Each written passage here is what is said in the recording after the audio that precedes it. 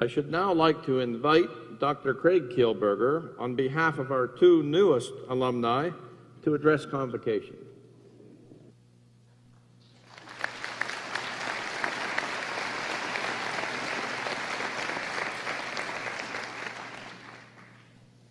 Eminent Chancellor, Mr. President, Mr. Principal, members of the faculty, distinguished guests, family, friends, and of course, graduates. It is an extraordinary honor to receive this recognition from a university, but particularly one with which both my brother and I have been honored to be associated and where so many students have been involved in the work of Free the Children. So it is truly a privilege and pleasure to be able to join you here at the University of Western Ontario to celebrate the accomplishments of King's University College 2011 graduating class. Now, as you might imagine, my brother and I, we don't often quote former American President George W. Bush in our remarks. However, standing before his own alma mater, which is Yale University, he addressed the graduating class, and he once said, "Congratulations to those of you who got straight A's. I'm sure you'll go on to do great things. And to those of you who finished with a C- average, well, perhaps one day you too will be President of the United States."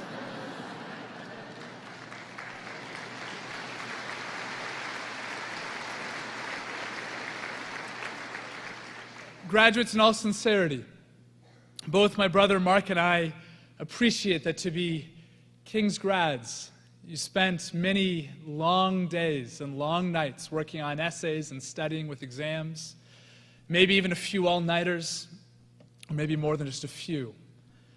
And to be here today, you deserve to be incredibly proud, as do all of those who helped to make this accomplishment possible. Your parents, spouses, family, partner, friends, members of the faculty, all those who for many years have been encouraging you. And so I want to provide you an opportunity that my brother and I so deeply cherished when we graduated, to be able to celebrate and recognize all of those quiet heroes among us, to recognize family and friends with a round of applause.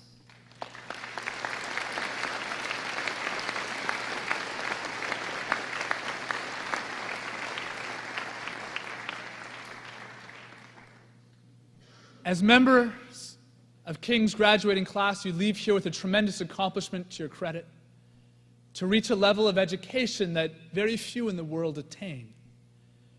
As you take a moment to celebrate the support provided by family and friends around you today, we also ask that you take a moment to recognize and to think about those who are not as fortunate to be here today.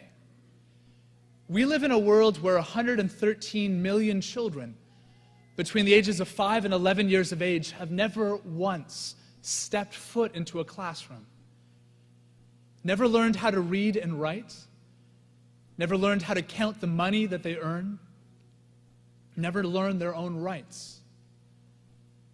We spend our time with children overseas, for example, who work in the mines and the sugarcane fields of Brazil instead of being in classrooms.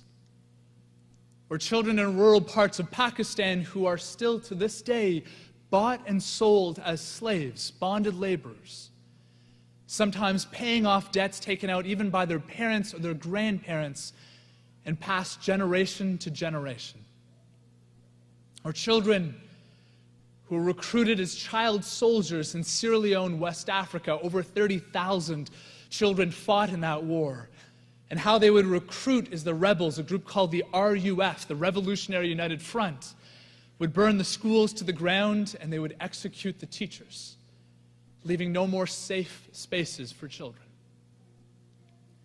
Both Mark and I will never forget being in the Philippines, in just the outskirts of Manila, the capital, in a garbage dump there.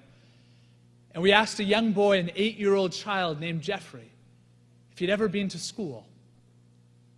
And he stopped for a long time and he looked up at his father, who was working right next to him in the garbage dump. And he asked his father, "What is school?" Because not only had he never been to school, he had never even once left the garbage dump where he was born and where he worked and which was the entire world as he knew it. As you heard, both Mark and I, we strive to build schools around the world. And when I speak of the special connection we have with you, the graduating class, it's because we've visited many times, and we know how hard so many of you worked with many organizations and charities to leave your legacy. But one of them was Free the Children. And the students here today, many of you were involved in building the Mwangaza school block in Kenya with us, funded by King students. I know many of you traveled to Kenya as part of that to literally lay the bricks, to see the walls rise, to hoist up the roof, and to share your gift of education with children around the world. Because although we build schools with your help, we certainly collectively learn the greatest lessons from the children who we serve. We'll never forget being in Thailand with a group of young volunteers. And we were walking down the street, and a young girl about 8 or 9 years old called out to us, and she cupped her hand and touched her mouth, and it's a universal sign in developing countries when children are hungry and they're asking for food. And one of our young volunteers from Canada handed her an orange. And we kept walking, but we stopped for a few moments to look back, and we saw as she was holding this orange in her hands.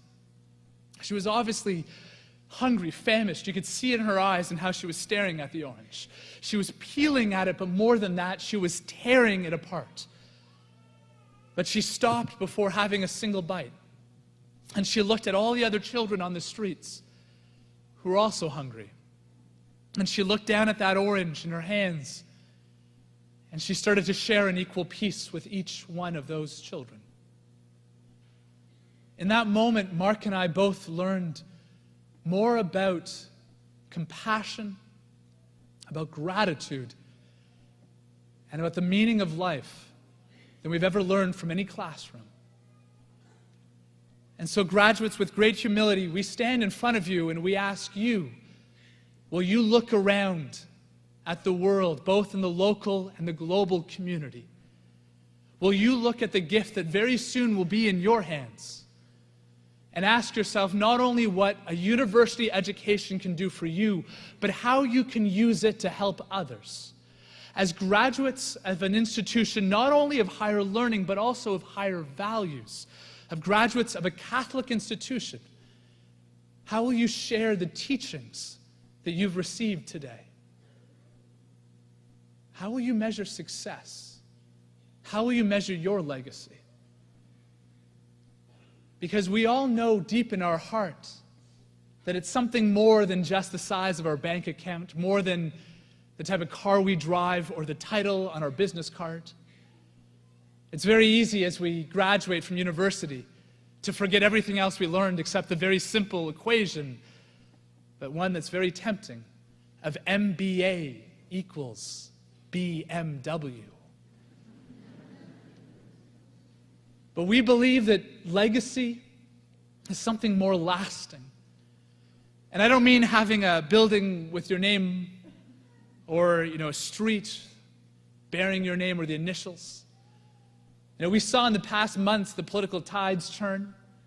The past years, Wall Street brought to its knees by the financial crisis. Even the pyramids got covered by the sands of time. A true legacy is something more lasting. A true legacy is a living legacy. Every time that a woman of color sits at the front of a bus, we see the legacy of the civil rights activist Rosa Parks. Every time that a woman in this country casts a ballot, we see the legacy of Canada's famous five. Just think about it. If you've been important in the life of a child, for the family, for parents here, you've left an extraordinary legacy right in front of you today. If you bring joy and meaning and gratitude to your family, you leave an extraordinary legacy. Nelson Mandela's mother left an extraordinary legacy, as did Terry Fox's father. The person who taught us the true meaning of legacy was perhaps one of the most iconic individuals of compassion of our time, Mother Teresa. Mark and I had the honor to work alongside her in Calcutta before she passed away. Mother Teresa didn't graduate top of her class. She didn't even go on to university.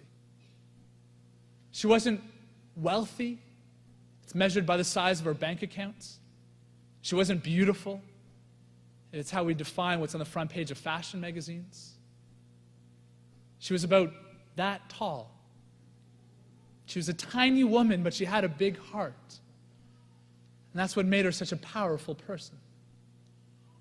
As we were leaving, I worked up the courage to ask her this question that I'd always wanted to ask her. And it's the same that I want to leave you with here today. Because she walked me to the doors of the Mother House, I looked at her and I said, how do you do it? How do you work every single day knowing that people around you are dying and you can't help every single one? And she smiled at the question. She took my hands in hers, and Mother Teresa had hands that felt like sandpaper from a lifetime of service. She looked me in the eyes, and when Mother Teresa looked you in the eyes, you felt like she was looking into your soul. And she said, you have to realize that in our lives we do no great things, but we can do small things with great love. And so on behalf of Mark and myself, we're both honored and humbled to stand before you and to applaud your accomplishments at the University of Western Ontario, King's University College, graduating class of 2011, on all that you've accomplished, but especially for your new opportunities to take action, however small, but with great love, and to truly change this world for the better. Thank you.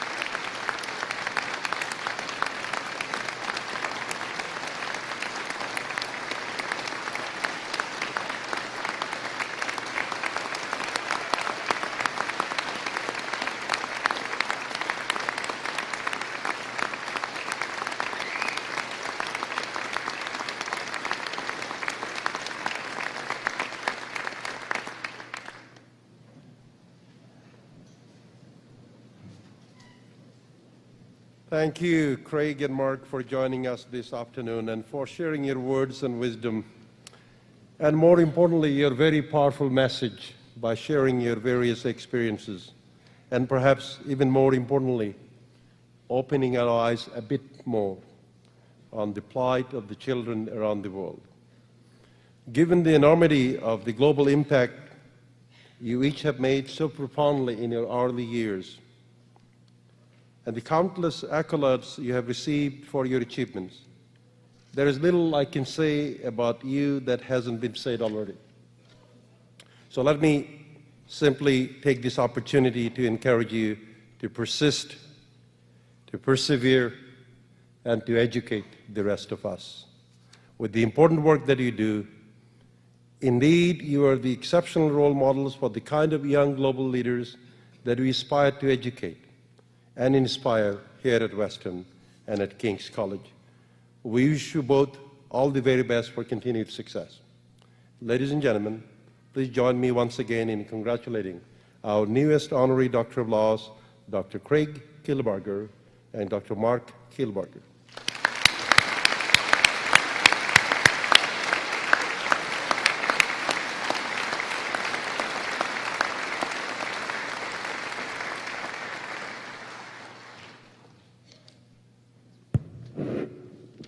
At this time, I take pleasure in asking the Dean to present the recipient of the King's University College Award for Excellence in Teaching.